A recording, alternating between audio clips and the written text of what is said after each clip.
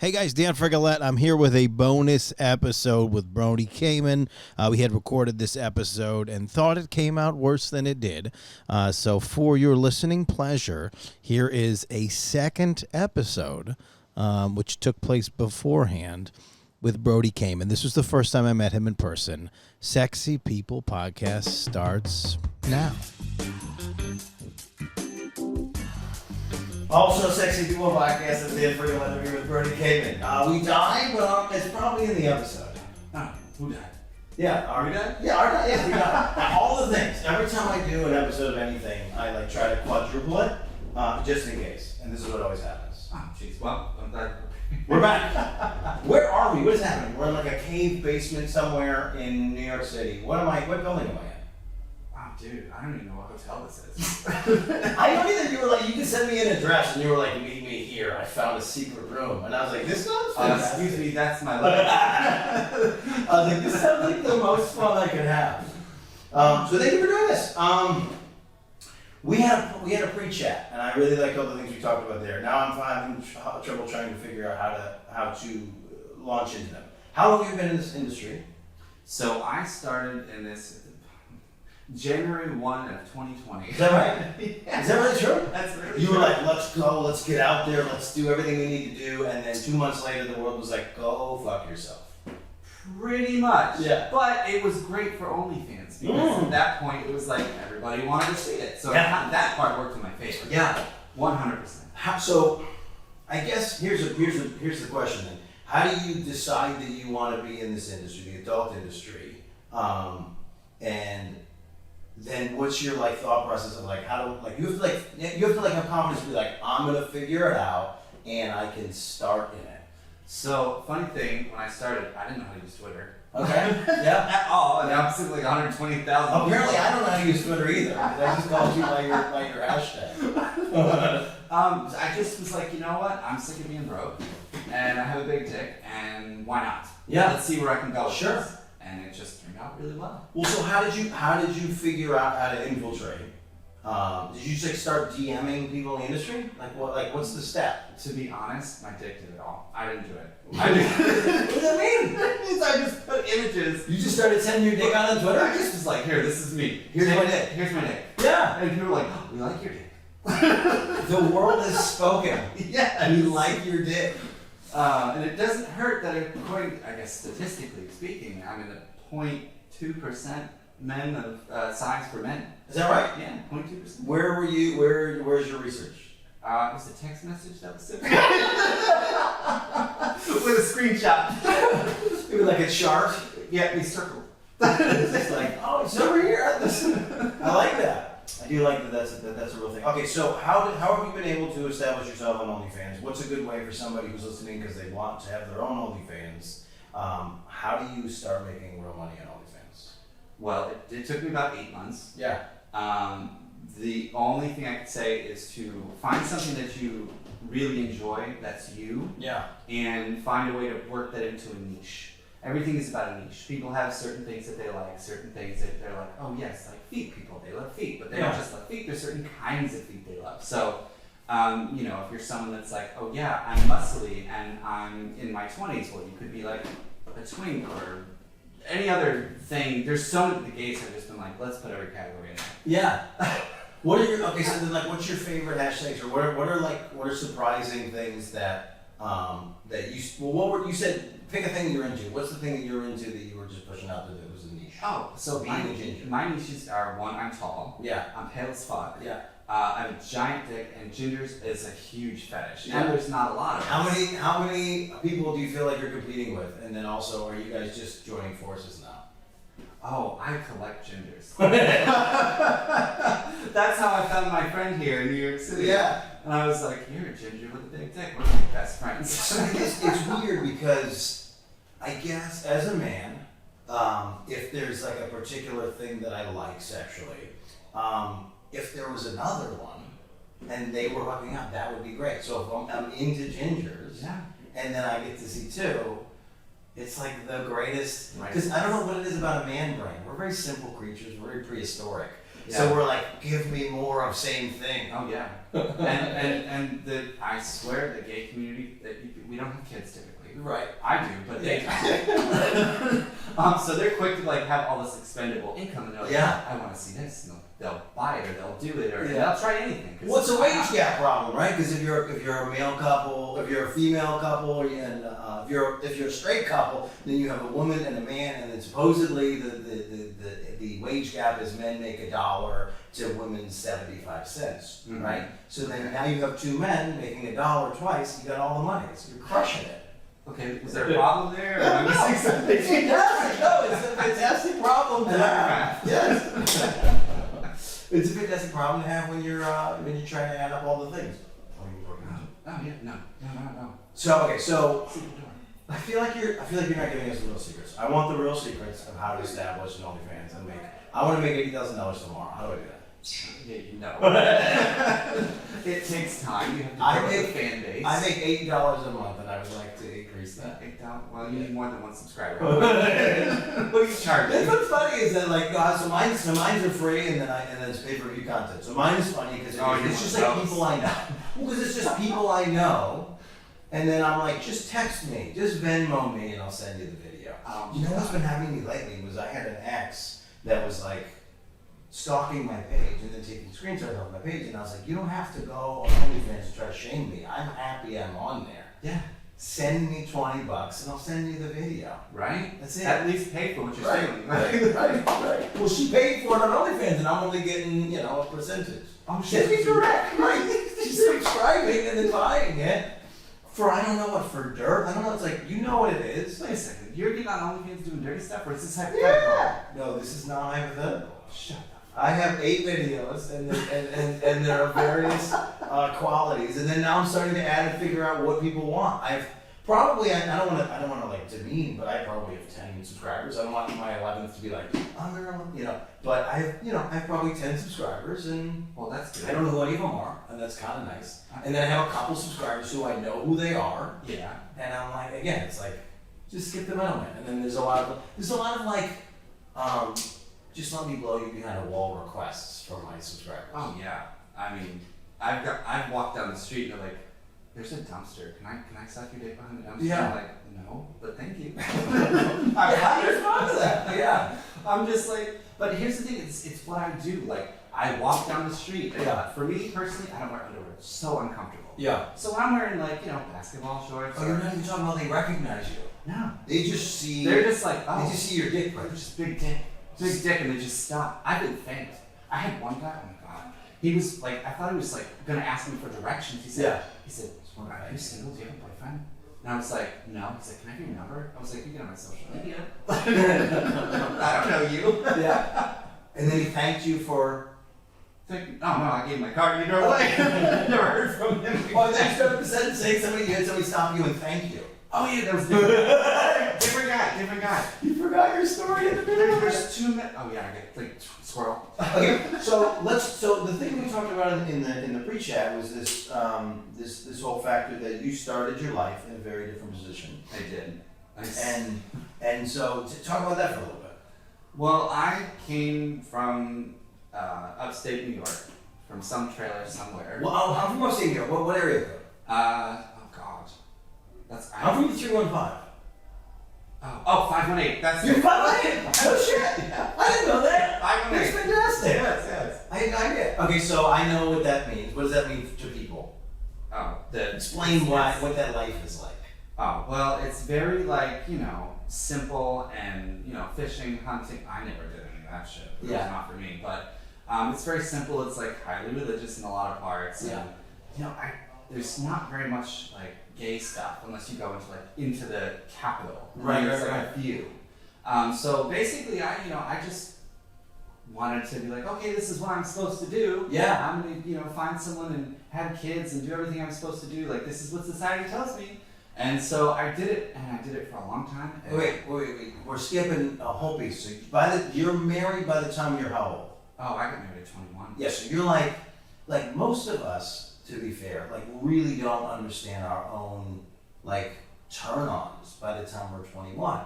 So like, and like what kind of relationships we want, let alone like if you want to even like anything, your astrological, your love language. I'm 39, I'm just figuring out who I am. Do you know what I mean? So at 21 to be married, it always confused me. Like my little brother went to a school in 518, and I didn't want him to date anybody there because I knew that he would like get locked down and be stuck there forever, right?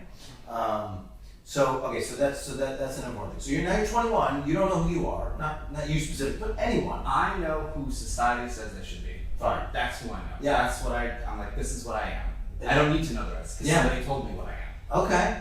So I just need to follow what I'm supposed to. Sure. Now, so are you like at that point in time? Are you like locked into like a faith and a church? I hate church. You're not doing the church. No. You found a wife. But when you spend that many years in your child from the age of like 8 to like 19, 18, whatever it was, it's stuck in the back of your head. For sure. It's one of those things that now I have to be like, oh God, that's so ridiculous. Don't do that. Like, don't think that way. Yeah. And it's like, it even internalized homophobia. Like I still Sure. have that. You have, so explain that for somebody who doesn't understand what that would feel like or what that is. Yeah. Rather than me say things that I can't speak to. So I would say Internalized homophobia. internalized homophobia for me is if I do something that I want to do, like I feel like, oh, I would really love this, but then I feel bad. I'm Yeah. like, oh, what if I shouldn't do this? Like this is probably the wrong thing to do, or this is too much, or Still, I should. do you still feel this way at times? Not as much as I used to. It's getting better. I'm becoming more comfortable with, who I am. Yeah. Because it's really only been the last 4 years that I've been able to kind of like see who I really am. Yeah. And figure out who I really am because I never knew. I just lived for everyone else. Yeah. So I guess, so the idea that you've taken on shame that is like passed down from wherever, right? Yeah. Mm-hmm. And you hold that and then try and like stay tight-lipped to what you feel inside. Mm-hmm. And that was your struggle forever. So when did you feel like you knew for sure that this was your struggle and that maybe you're not attracted to the person you're married to and maybe this is not a lifestyle that you want to be pursuing? So I would say that it was not a conscious decision to be like, oh, I think I'm this or I think I'm that way. Yeah. It was a disagreement on a topic that I felt very strongly about. Yeah. And my wife basically told me to fuck off. It was her way. And I said, oh, really? And this was on our 12-year anniversary. So Yeah. I said, okay, well, I'm going to divorce. Interesting. On our 12-year anniversary. Yeah. And from there, we're not going to go down that rabbit hole. Yeah. But it was not fun. Nasty divorce. Oh. Can we say that? Oh, yeah. Nasty That's divorce. like using a nice light word. Is it still tumultuous? Have you guys figured out, is she dead? Did you murder her? I mean, no. The look you just gave me! You was like, is it still Would I be tumultuous? upset? No. I said, is it still tumultuous? And you were like, it's solved. So she's still alive. She's still alive. She's still married. She's still alive. But how's your relationship with your kids? They don't talk to me. They don't? No. And this is imparted by your ex-wife. So I grew up in a very messed up situation. My parents were like 15 and 16 when I was born. Oh, okay. So, and I remember a lot of stuff that I dealt with because my parents didn't like each other. No shit. And so I don't want to put my daughter in an uncomfortable situation and be selfish, like, well, I want to do this, and then have her be living with her mom and be like, oh, well, now she has to feel uncomfortable, or when she talks to one, have to be one way, and vice versa, and it's so uncomfortable, and it creates so much that stays with you for the rest of your life, and I didn't want that. So then to not put words on it that aren't yours, you're just letting her do her thing with her mom. Absolutely. And then what's the end goal, I guess? The end goal is that I spent the first 12 years of my daughter's life spending so much time with her. We watched movies, we played video games for hours. I brushed her hair, I did everything for her. Just braid it. That's all I want to have a little brush and braid her hair. not braid anything. I can't braid either, but that's all I get in my head. That's like one of my, I don't know why. I decided the other day, I just want to have girls. I don't know why. And I like boys. I'm a good, I'm a godfather a bunch of times. Okay. I'm a good uncle. I'm all the things. But I think boys are just like destructive and weird. And I just want to and I guess I could have a boy with long hair. I can brush his hair. I mean, I just want to brush somebody's little hairs. You want personal? It's not a fetish. I'm scared. No, this is internal vulnerability. This is not fetish. Okay. Okay, so end goal. Do you think you'll have a relationship with your elder daughter, or? I know that I will, and I Yeah. know it'll be when she is ready, and it's not going to be forced, and it's not going to be anything. I love my daughter every single day. I think often about what I'm doing and how it would affect her and what she's hearing about me, Yeah. and it weighs very heavily on me. But at the same point, this is what I'm doing. But what she's hearing about you doesn't have anything to do with the reality. It has to do with someone's crazy biased opinion. If they should happen to tell her that. God only knows what Yeah. this poor girl is hearing. Yeah. And the most I can do is be honest, transparent, which I am.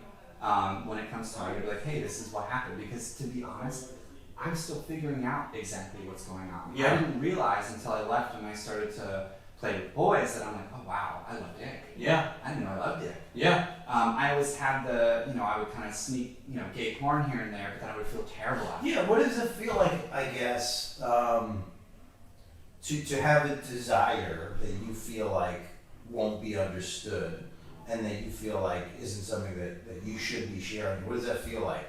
I guess internally, how is that?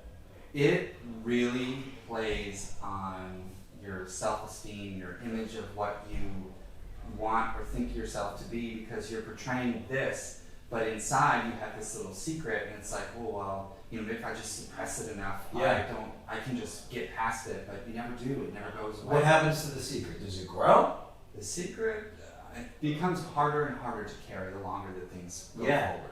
Interesting. And thankfully, it was my own standing up for myself and what I felt was very strongly about. Yeah.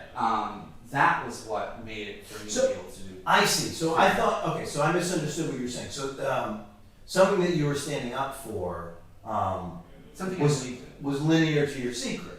No, it had nothing to do with the Interesting. Yeah.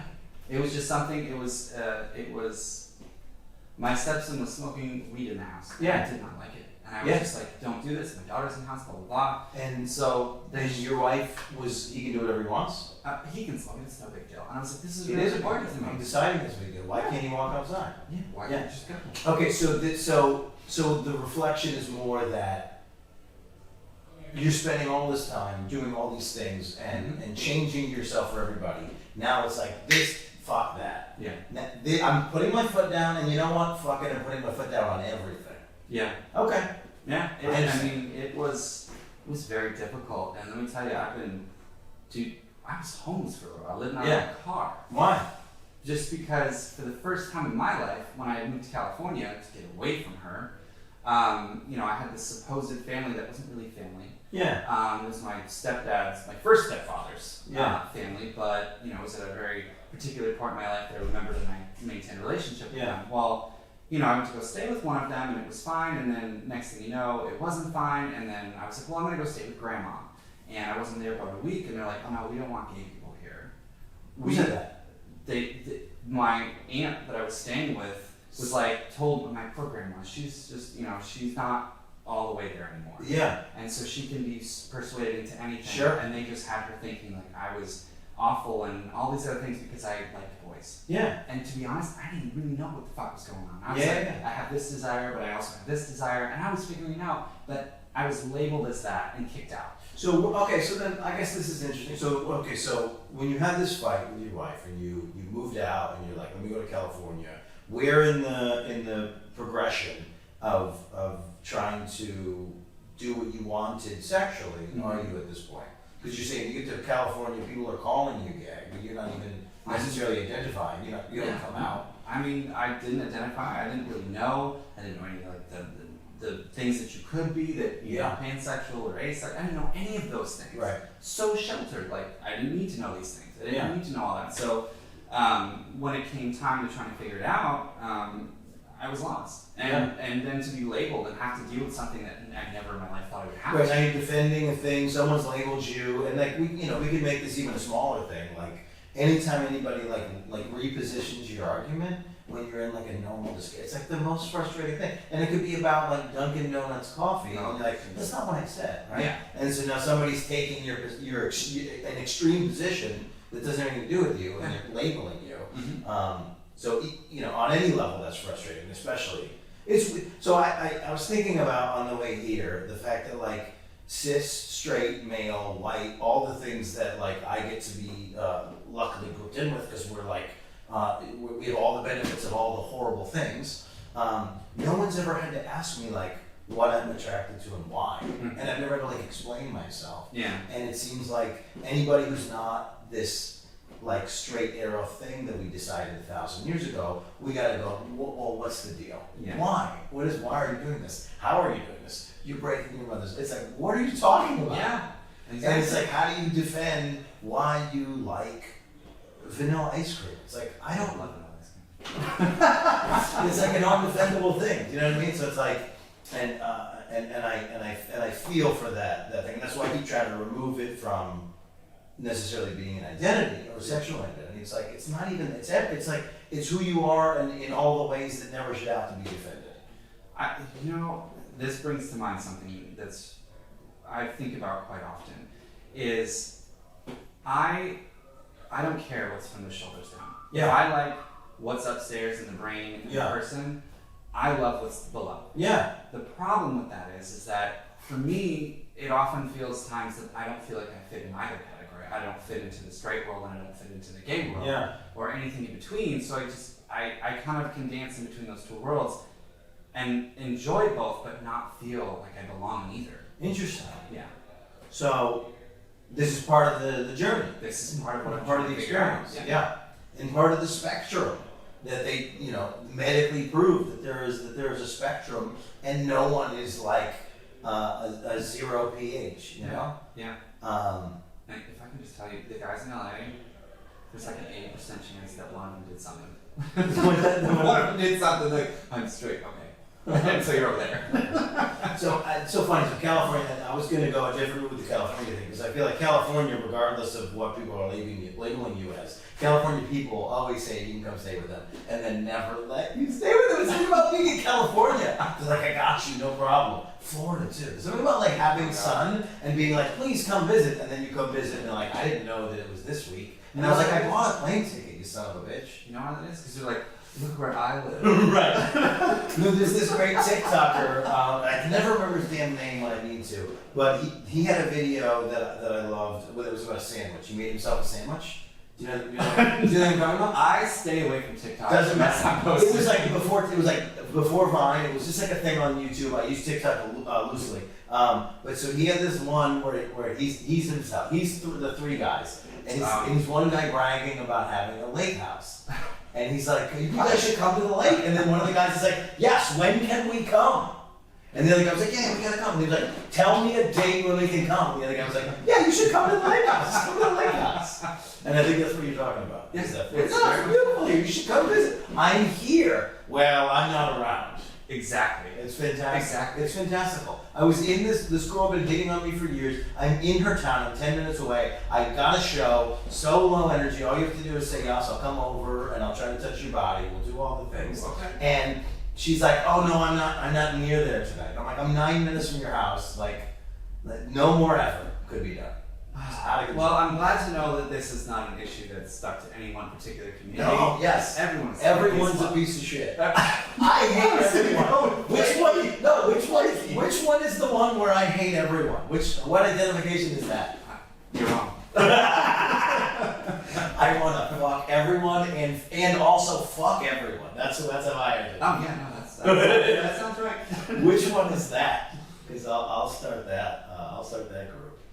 But I mean, I live in West Hollywood now. Yeah. And West Hollywood is like the gay mecca, and you can it's almost like the complete opposite from where I was before. Sure. You know, it was like, oh, you have to be this way and straight. Sure. And you go to West Hollywood, you can Do whatever you want. hell you want. Do whatever you want. And nobody cares. Like, yeah. To And I'm a fault sometimes, and not West Hollywood specifically. But this energy of do whatever you want, I think is missing. It's missing a piece because now that we're saying do whatever you want, we're not asking people anymore how they feel about what they're doing. Yeah. And we're getting emptier in that process. We're getting lonelier in that process. Oh, dude. Yeah, I've found I've only had one boyfriend. Yeah. Ended terribly. Yeah. But I have found from my failed marriage and my failed relationship with a boy. Yeah. That So this is 2 relationships you've had ever. And you're about to make it a relationship declaration. You're like, I'm an expert. I've been through all of them. I have a point. Please. I have a point. Please. the point is that I have learned the most about myself and Yes. my life in those events of extreme Yes. stress and Sure. sadness, and because I've had to pick myself up. Yes. And you realize who's around you, you realize what you're capable of. Yes. And as awful and terrible as those things are to experience, that's what you need. Yes, and you realize that you can pool this strength, internal strength, and make a decision. And you also realize like sometimes there's like a line that you won't let yourself cross from a standpoint of like being disrespected, and you're like, this is it. I'm gonna hold myself to a higher standard, and you stand up straight, and you hold your head up high, and you put your foot down, and that's important. Mm-hmm.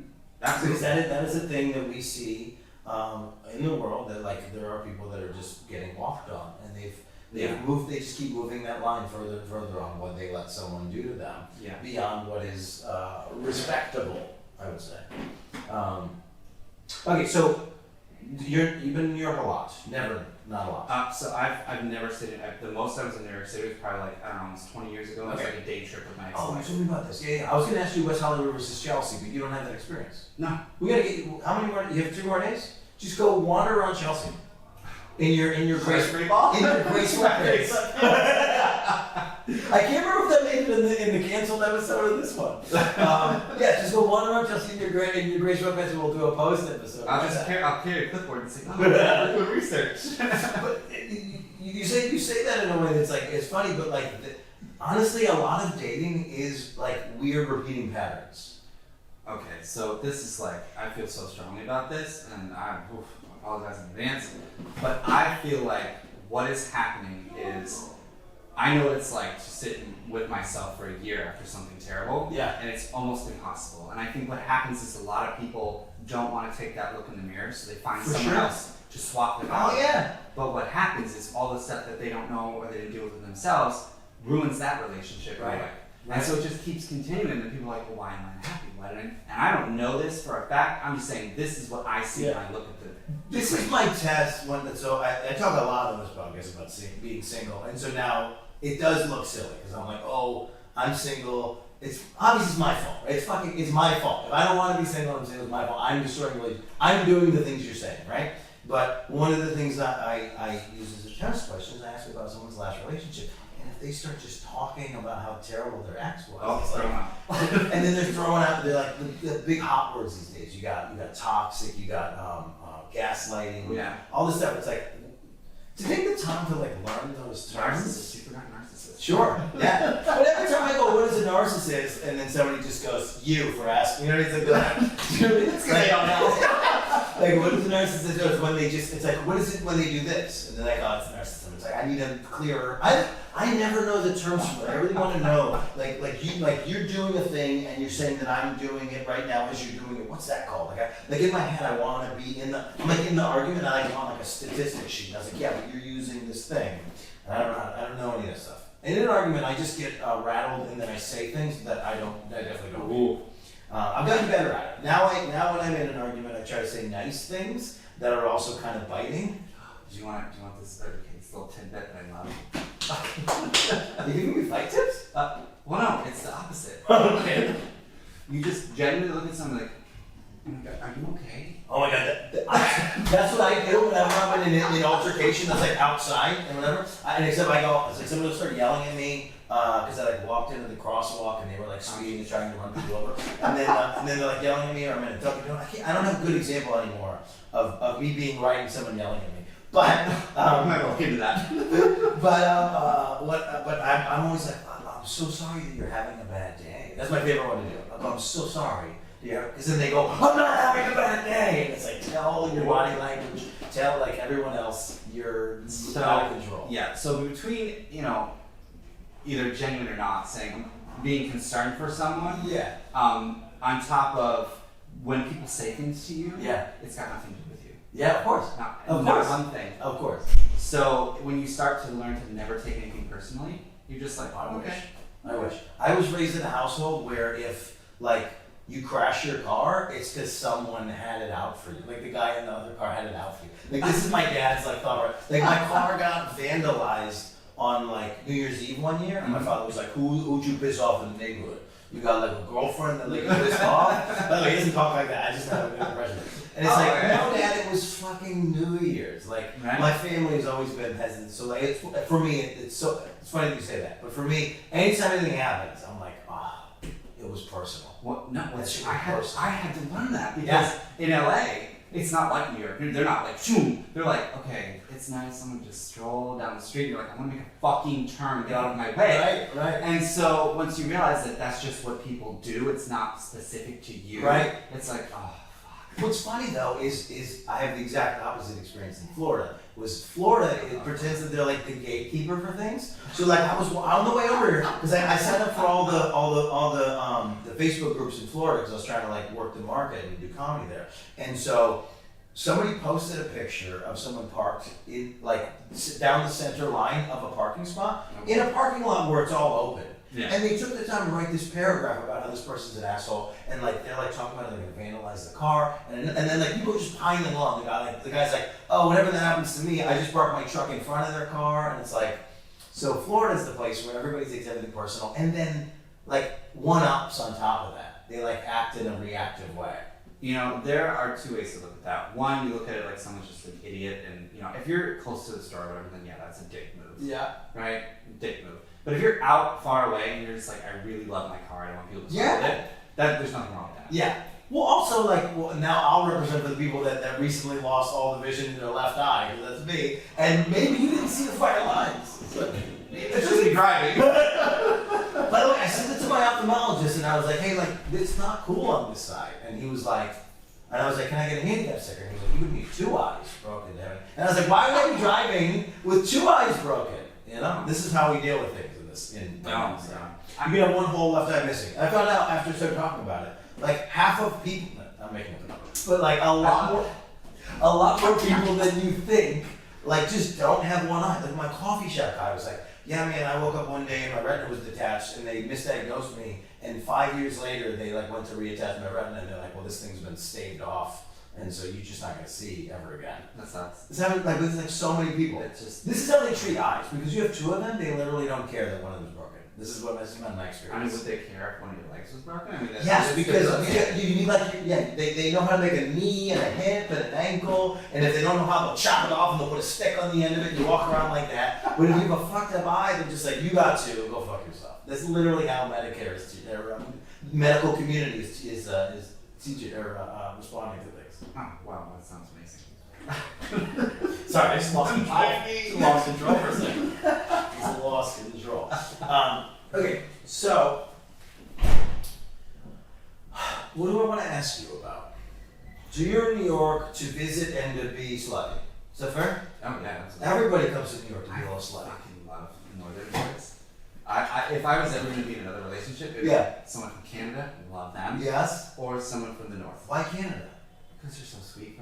Like all the ones I've met have been like, hey, and I'm like, hey.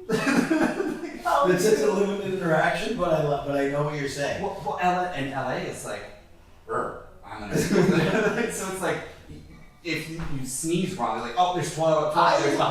Wait, I like this game. Like I say where somebody's from, and you just give me a sound of how they treat. Okay, if they're from Wisconsin, how are they? I've never been there, but I'm assuming they'd be nice. It's cold.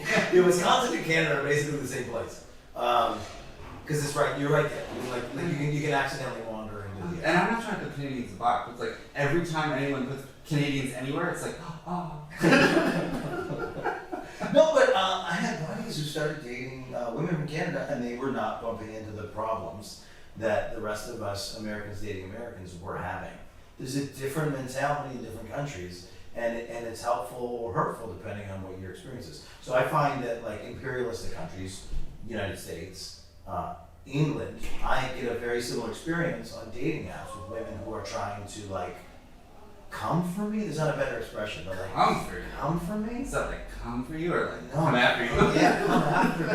There is a thing that happens, and then when I go to places that have been colonized, people are just more chill, and they're not like argumentative, and they're not like entitled. Like there's an entitlement that comes from being an imperialist nation that goes forever. No, we're not. No, we're not. What, entitled people? No, the people that are just like, yeah, I'm chill. Yeah, like if your just nation like, was colonized, you're like, I got other things to worry about. Right. This is something better about it. right? And Canada's never tried to take anybody over, so they're like, we're good. Let's just hang out here. Yeah, like, You want to go speak another language over there? That's fine. I don't care. Right, and Whatever you if want. the world was like that, it would be fantastic. So much easier. Go do what you want to do. So much easier. Just don't hurt anyone else. We're Yeah. Now we're just like, oh, well, these two are fighting, so gas is more. What?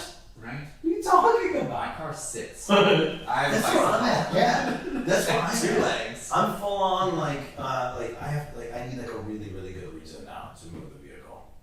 Other than I would take it. I live in Hoboken, and so I have a car, and it's like a once a week I have to move it for the street cleaning. Oh. Well, you know, it's the worst thing you can do for your car is let it sit. Yes, well, we just said we're not driving our cars because of the gas prices. Don't back. I'm just trying to make sure back shit out don't on fall me. apart. Don't back out on I know me. it's gonna happen. Alright. Like, okay, this is my weekly drive around the block. Don't back. Yeah, and we can keep the battery on, do the thing, keep the tires going. You know, brush off the seats. You know, I'm making up stuff now. Spit on the windows. You know? Oh, spit, no. Take the car wash, let them deal with it. Spit on the windows. So New York's a good place to be sweaty. It really is. Oh, there's just so much. My phone has not stopped since I got Is that right? It just hasn't. Yeah. Like, I can't keep track of messages, and I'm so flattered that people, because here's the thing, 4 years ago, I couldn't look at myself in the mirror. I was overweight, I hated the mirror, I hated my life, Yeah. I hated everything. Yeah. And, you know, through the divorce, I went from 220 pounds to 150 pounds, but that was in a very unhealthy way from anxiety, not being able to eat. But from there, I went to the gym, I started. What are you now? I'm 160, Okay. 165. No shit. I go back and forth a little bit. Yeah. But I'm at the gym a lot, and it helps. It helps keep my body moving. It helps me feel great. And so now I'm not afraid of the mirror. I'm like, I can look at myself. Fucking part of the mirror now? Is that part of the I don't fucking in front of any mirror. On the ceiling, on a wall. Yeah. Put it on the floor. I haven't had the ceiling mirror experience yet. But I have You mirrors. haven't had experience with the man, have you? I feel like because the way, I don't want to say the way that I fuck, because this sounds weird. Oh, I'm curious. But like the way that I fuck, the ceiling on the mirror is not useful. There's gonna be only one, maybe half of a time that I'm gonna ever be in a position to be looking in the ceiling mirror. The ceiling mirror is more for like, it's done, and I'm gonna stare up instead of staring at you because it's weird. You know, it's like. See, if I was in that position, I would be like, you know, and when you're feeling, you're just like, and you look up, and like instead of seeing this, you're looking at it through the mirror. There's just something about seeing it through the mirror that's well, like, and that's why for me it's like I need them like on the low to the ground. And like, I'm like a panther on the ground. So I'm crawling. There's a lot of crawling. There's a lot of rolling. Like I'll roll from one position to another. Because you just I feel like you're doing it better So than me. I need every mirror needs to be like around the height of like the doorknob. And I'm leaving bed frames because there's so many broken beds in my experience. I got one from Amazon. Did you rate it? No, it's $200. It was rated for like 400 pounds. Yeah. And nothing squeaks, nothing moves. Not yet. Oh no, I tighten it every once in a week. Get under there. Somebody's Yeah, was it metal? Oh yeah. Yeah. So metal, I need like welded metal, and it needs to be like into the floorboards. That's what I feel like. So you want to have a bed built in your room? I have to. Yeah, that's what it feels like. I said that to the last woman I dated, and she was like, "Listen, honey." And then 10 weeks later, I'm building a bed for her because I had to reinforce the things underneath. We had made a hole in the floor, and I had to reinforce things. Good for you. Good for you. Good for you. Thank you. The fact that you need to adjust the mattress. But I know, yeah. Just put it on the ground, just let nature take its course. I mean, to each their own. All right. Fair. But no, so yeah, so the ceiling mirror.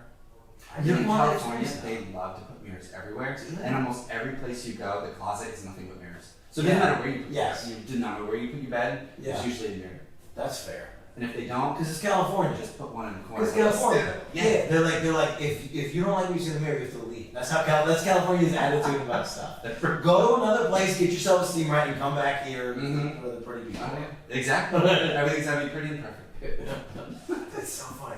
Which, how far into the 518 were you? So, for people who don't know, 518 starts in Albany, but then it goes literally to fucking Vermont and Canada. So, were you like in the middle of the woods in like the mountains? My favorite area to be? Oh, no.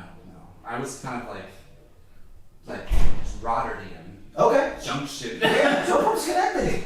I hate that word. That's a bad word. So I didn't know that Schenectady was a bad place. So I'm from there. I was born there. I'm from there from like the 1920s when the Italians were there. They sort of like 20s.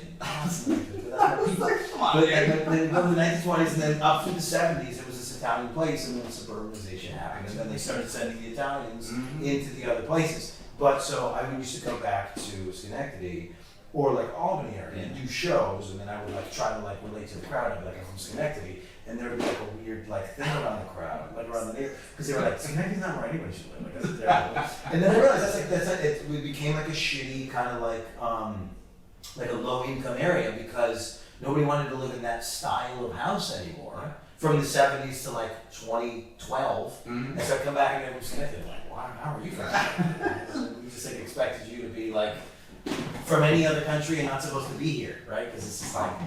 But I lived I was in the same block as like the housing project, so it was a different experience for me. But from what I've heard, I still have friends that live in Schenectady, and they've done a lot of work. Yeah, of course. And it's changed a lot. There's a bunch of Dunkin' Donuts. Dunkin' Donuts. Always done a pretty good job of creating like some income equality. That's really the bigger thing that you have to like resolve, more than anything else.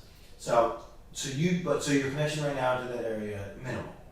Like this much. Okay, yeah, that's fine. So the rest of my time was in Syracuse, and I have god babies up there. I have no other reason to be up there.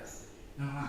Yeah, and so it's that whole area is very frustrating. Once you lose like one piece of a town, like your mom's house or like a grandparent or whatever, An anchor. you like is that okay? You lose your anchor. You immediately you're like, fuck this place, Right.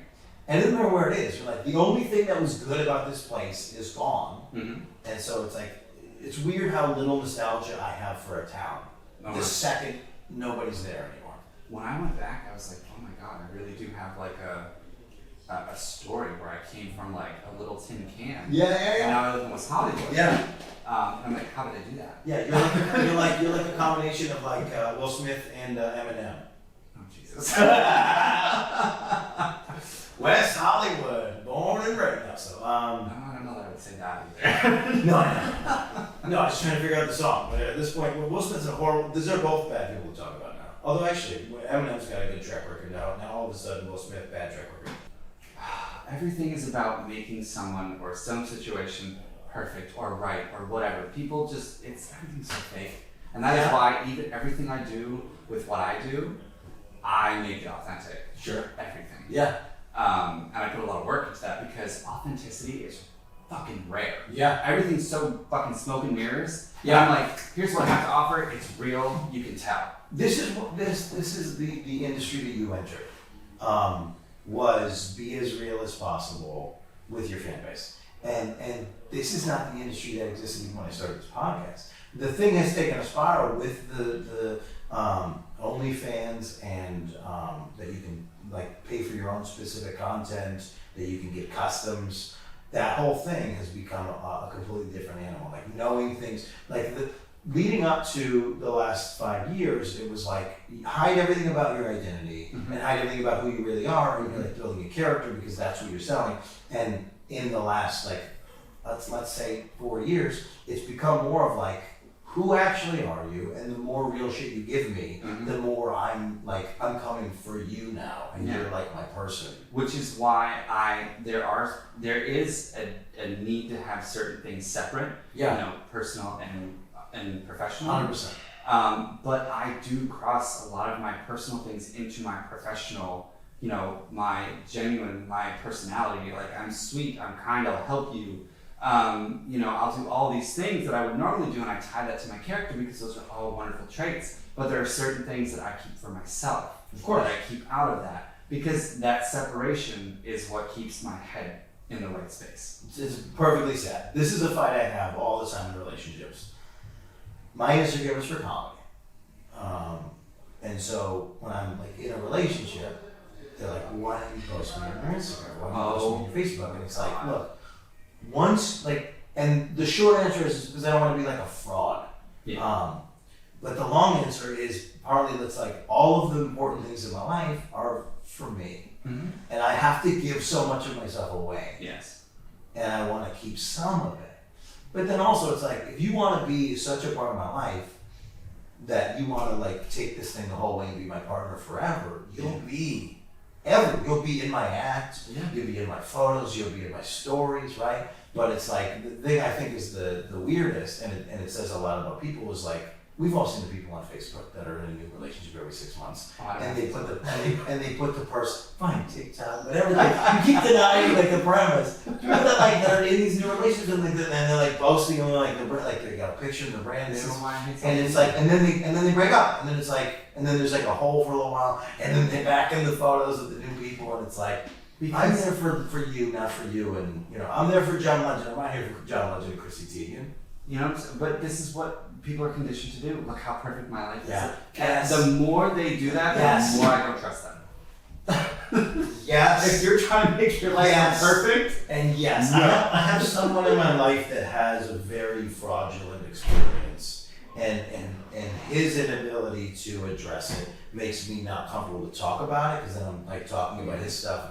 But in his scenario, when his partner would put up all these happy posts, I would know they're fighting. Yeah. They're at their worst. Because I'll be at their house in a couple of days for Thanksgiving visiting, and it's gonna, and it's all bad. The better it is here, the worse it is here. Which that's just, I don't want that for anybody. I don't either. This is I'm the one thing I look for in a person above all else is honesty. Because if you're gonna feed me a line of bullshit and that's who you say you are, then I'm never really gonna know who you are. Yeah. How am I supposed to be connected to that? I've noticed a weird thing. So I really try to build myself as a. I'm trying really hard with the. It doesn't matter which lens you use to explain who you are, as long as you can find one that helps you. Yeah. So the love languages thing, I try to use some lately, because I'm a words of affirmation guy. I want to hear you say the things that you whatever, and it's like, oh, but I bought you a coffee, and it's like, yeah, but can you also say that I look good in my pants? Do you know what I mean? Like, right? I want to hear the one, because that's why I don't know why. Can you take that compliment though? But I need to hear it. That I look good in the pants. That's all I want to hear. Yeah, of course. And I accept the compliment. No. I hope so. But I want to hear the. I hope so. But I want to hear the good things, and that matters more to me. And more by and large, the women that I've dated have no faith in words. And it dawned on me recently, it's because men are awful. And so men have lied positively to women.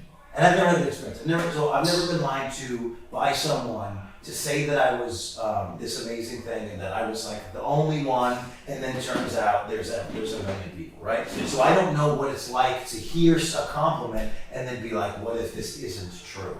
And so that's one of the scariest things I think that exists, is that somebody could say something so great to you and then you now doubt it because of all of your other experience. I would say that's... Mine is more like they say terrible things to me and I'm like, that couldn't be true. You're lying. I know me better than that. I wouldn't do that. You're only saying that now because you're mad. But that's the way I've been lied to. And that's also destructive. But it's much less destructive. Because you're like, you're a monster. Clearly I'm not a monster. Like I said, I do my best to be authentic, which means I have to go through a 4-step process to find the right person. And it's so much harder. Yeah. To be honest, because there's something that's going on where you say something to somebody and they're like, let me put it in my decoder box. Yeah. And then they chunk it up and then they send it back to you. Go ahead. Those 2 words, the 2 words are shame and vulnerability. Yes. Thank you. If I forget Brene Brown, that's who wrote the book, Brene Brown. She, did all this research and she found that, vulnerability and shame are very much so tied to happiness. Yes. Because everyone feels shame. Like, for example, when I was, looking at gay porn and being married, that was shame. Yeah. I felt bad. Yeah. Make sure nobody finds this. Yeah. And once I'm wiping off, I'm now I'm ashamed of myself. Yeah, and how could I be this person? Yeah. And how can you be happy feeling shame? Right. The other thing is to be vulnerable. Yeah. I mean, if you can't be vulnerable, be who you are with another person, how are you going to be happy? Yeah. They're not going to know you. Just fucking walls. Yeah. Well, oh god, Walls. everyone's got walls. Yeah. Thankfully, I'm pretty good at judging characters. Yeah. Are you? Yeah. I mean, come on, we have this room for free. You did finagle. I want, And not only do we get this room, I got pretzels, gummy bears, Yeah. and a bottle of wine. I mean, why are we sharing? This is ridiculous. No, this is, it's funny because this is what we talked about yesterday. Is just having the right Kitchen. I'm just gonna let that go by in case we want to blow, in case it's as bad as I think it is, then we can cut it. I don't want to say something profound, and then the guy goes, That's a perfect time for something profound to be said. No one's gonna listen. yeah. But no, you had told me that you were like the customer service champ. Oh, dude, I 2 days ago. spent so much time, And then today, like you were kind of like proving. You're like, I have to prove it to Dan, and I'm the greatest at customer service. And you're like, I've made friends with this lady. She's sending me booze. You saw me go into the cabinet. Yes. That's their cabinet. Yes. You almost. Because the thing is, and it was funny, is you added me to the interaction. So I was there, and I'm the people. So people are like, oh, we want to like make things easier for you. I don't know what happens. People meet me. They're like, we want to make it harder on Dan. There's something about who I am that people are like, we don't need him here. And we could feel that. Someone told me I had a likable personality. Yes. No one's ever said that to me. We might want to start there. No, that's my constant fight, and that's where the humor, and like that's why I had to build the humor, and that's why it's become my career and my obsession. Is because like that's the only way to like become likable is to be. If you can make me laugh, oh my god, I already like you. Yeah. Because that's my favorite thing to do is laugh. Yes. And everyone's so serious and so this and so that, and it's like, if I have someone that's reaching out to me on social media, they post something hilarious, they have my attention. Yeah. Immediately. Sure. And I'm just like, hey, and I try to interact with everybody, but if you can make me laugh, I'm definitely going to make more of an effort to know, okay, what's this all about? So that should be in the book. Shame, vulnerability, and laughter. That should be in the book. Okay. Oh, we're writing a book now? That's the no, your friend did what's her name's book? Oh, Brody Brown. Brody Brown. Well, she's not my friend. But... Yeah. Your friend Brody Brown. So the depth of the whole book is centered around shame and vulnerability, and she goes into like full depth of a thing. So This is full disclosure, I only read half the book. fine. So there might be 4 things. But this is you being vulnerable and not being ashamed. Exactly. Yes. This is what I did or didn't do. Yes. It's so funny. Yeah. No, this isn't a good example. I'm not gonna use it. Okay, so I really do want you to do the thing in Chelsea. I want you to run around Chelsea and see what it is. Because Speaking of Yes. that, one thing that I did forget to mention, which is a huge thing, is that when it comes to Instagram, like they are very like, ooh, don't do this, don't do that. However, I found that if you can find a way to freeball and not make it about freeballing, so funny. It This is a allows conversation I had in the people- last episode where somebody, a guy who's doing boy content, he knows exactly how much dick print he can show on social media. It's I an didn't even art. know that was a thing. It's an art. Yeah. It is an art. Yeah. So and- dick print on social media will get you pulled down. Yes. Depending on What how do you do it. And what are they saying is the thing? Oh, they just say explicit or nudity or whatever. Yeah, they're getting less and less descriptive on what they're taking away from us. Oh, yeah. It's Exactly. ridiculous. But where I was going with that is that shows up in people's timelines. Yeah. These men that were in my position that were like hiding gay porn, they can now see a person's outline of the dick and they're like, wow, okay. Right. So they pay attention to that because that's something that they didn't seek out. I Yeah. found them a little bit. Yeah. Same thing with TikTok. Yeah, I had this joke for a while about how I didn't know that you could see what other people were liking on Instagram, because when I first started, I just let them take my whole Facebook thing, and I had 10,000 Facebook friends because that was the only one. I was trying to build that for comedy, and so they just took my 7,500, and that was the cutoff. And then Instagram didn't actually work for somebody who had 7,500 people that they were following, so I didn't see that you could see other people's shit. So I was instinctually liking all there was a page called Tits and Tats, Oh wow. Tits and tats. And so essentially I was just liking all the titties on Instagram, not knowing that just everybody knew I was a dirtbag, right? And so No, you're being vulnerable. yes, but you're speaking to the, and then once I figured it out, well, I figured out that like, and then the thing was, so instinctually I could not do it. I was still double tapping on tits and tats, but I knew that like it would only show 9. So then I would do a tit and tat spree, and then I would just like a bunch of puppies, so that I could go to sleep without people thinking I was a dirtbag. But I didn't know that. Is that shame right here? Absolutely not. But it is what's the word? Trying to fit in. I don't know what the word is. Trying to fit in. Yeah. But what you're saying is that people that are attracted to dick prints can't fucking help themselves. But keep scrolling. But you know what? And all it takes is one video on any platform for you to just like that. Yeah. I mean, I went from 3,500 followers. By the way, my phone's in here somewhere. They say the phones are listening. Everything that's going to come out for the next 3 weeks is going to be dick print. Oh, what? Dick print. Dick print. Dick print. It's going to be my feed forever. Big letters. You mean dick print? No, Google. But all it takes is one video, and it changes everything. Like, Yeah. I've lost many Instagram accounts, but I had 3,500 followers. Yeah. I put one video out that went to almost 700,000 views. Yeah. I'm at 17,400 followers. Yeah. On Instagram, which is extremely hard Is to that do one back video? in the day. Yeah. One video. Yeah. That's all it takes. Yeah. It's one thing. And surely anyone who does something, at some point, if they do it long enough, something will go.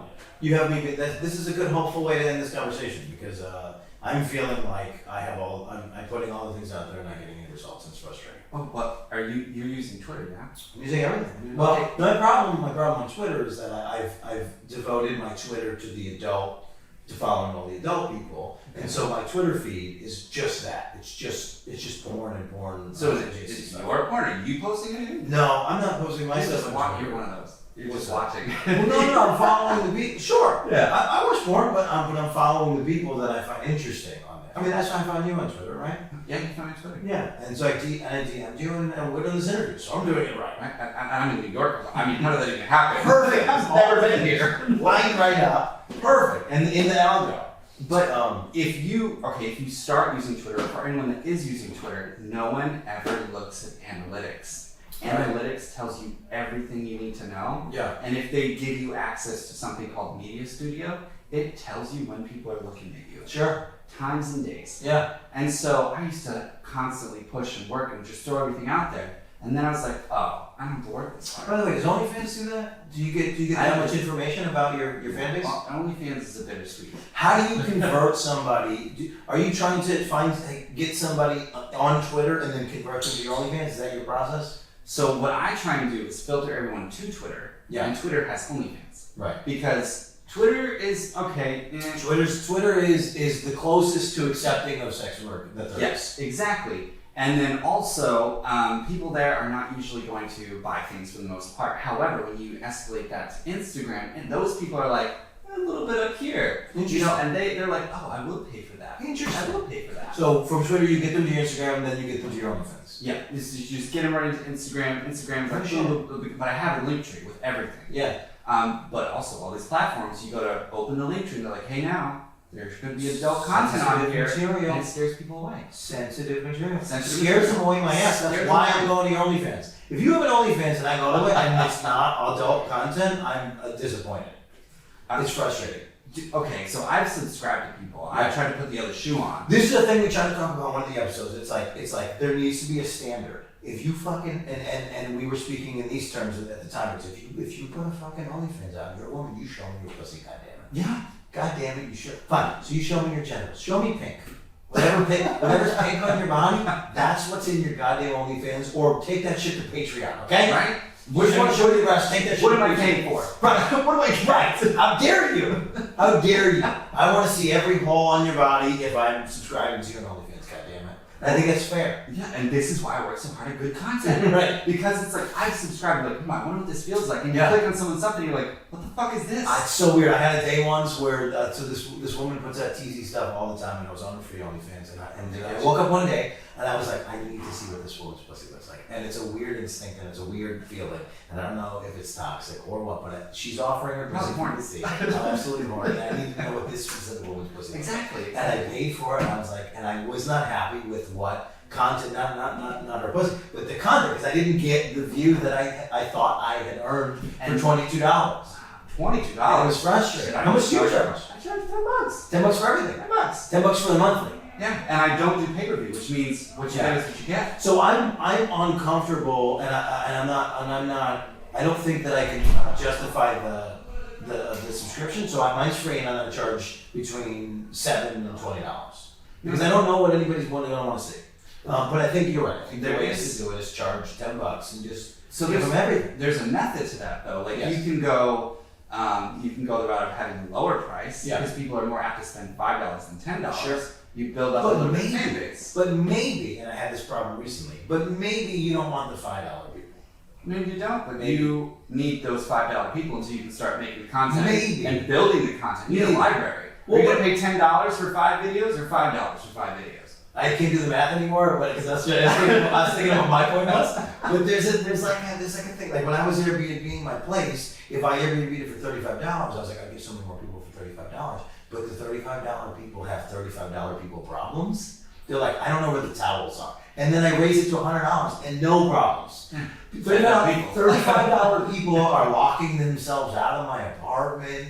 They're breaking the door. There's like all of this $35 people problems that didn't happen at $100. So that's my point. Maybe I don't want $5 people problems. I love to do word of mouth. Okay. And so those $5 people for me, they see my stuff and I'm like, oh my god. You're right. I just wanted to make my dumb point. I just needed to make my point because I don't have anywhere else to tell my story. But there is a method to whatever you want to do. For sure. Because there is a threshold too. Because once I bought that lady's pussy. Once I bought that lady's pussy, I spent another $50 that day. It's the first time I ever spent money on OnlyFans. And so it's like that's how they get you. That's like that's what I think I'm gonna be. I'm gonna be an all Italian man, just like in a corner somewhere, and every time somebody says something, I'm gonna be like, "That's how they get you." Yep. That's who I'm gonna be. You're gonna be that guy. 100%. That's how they get you. As I start sentences. That's how they get you. Just involving yourself in other people's conversations. Okay. It's like, okay, that's how they get you. This is Starbucks. Yeah. But it was once I got that threshold, once I felt like I was paying for it now, I'm like, well, I'm paying for it now. Now I'm paying for it, so now I'm good. By the way, pay for your porn. Please pay for your porn. Tell us how to pay for your porn. My porn? Perfect transition. I mean, you just. How do we do it? So that's So go to OnlyFans. Yes. I promise you, you're not gonna be disappointed. What's your OnlyFans? My OnlyFans is really easy. It's just rough. The word rough _ gender. So rough spelled correctly in the English language. Yeah, not rough like rough. It's rough like RUGH _ gender. Yep.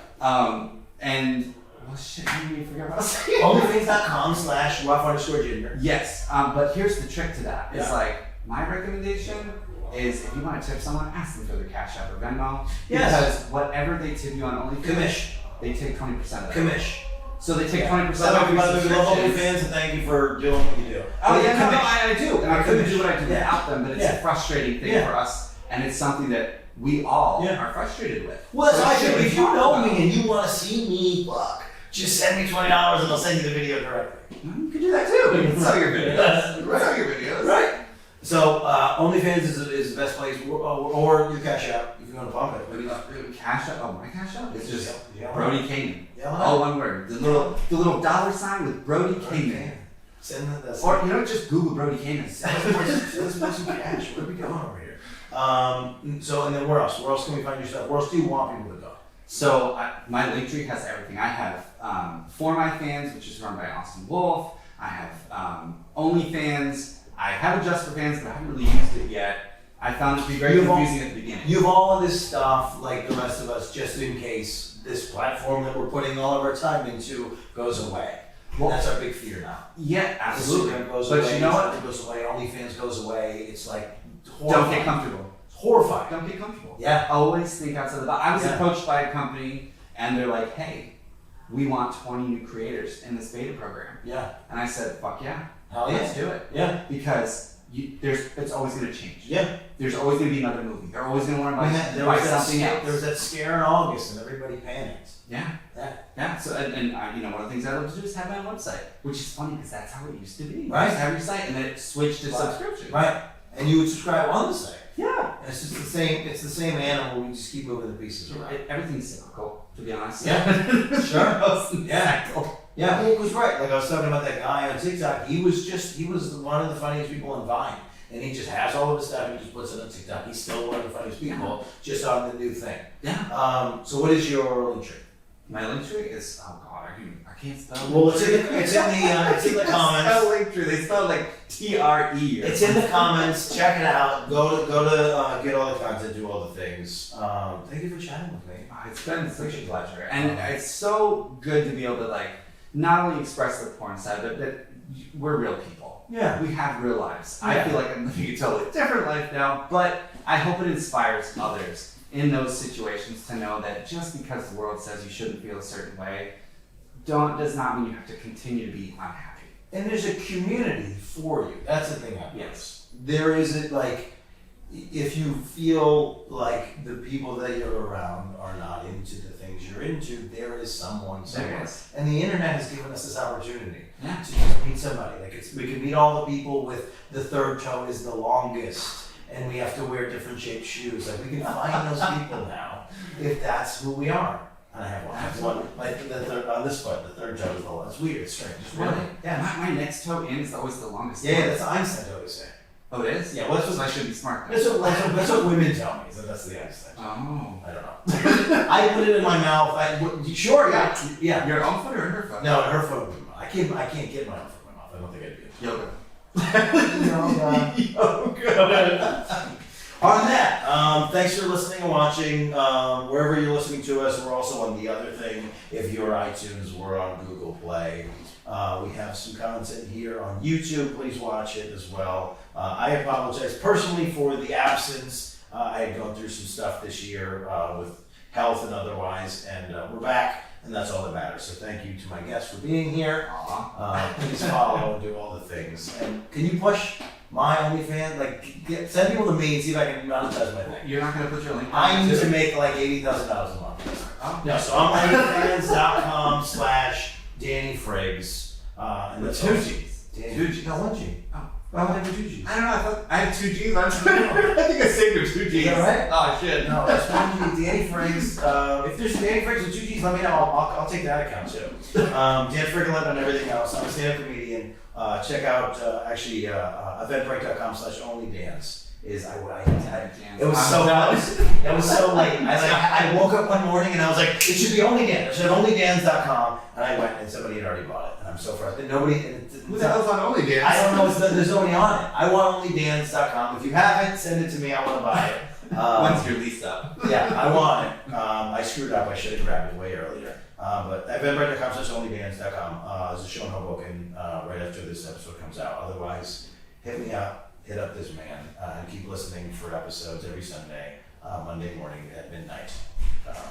Thank you so much. And you know what? Just enjoy the things that make you happy and that you like to see. Yeah. Just enjoy it. Put a foot in your mouth, come on stuff, whatever you want to do. Whatever you need to do. Love what you do.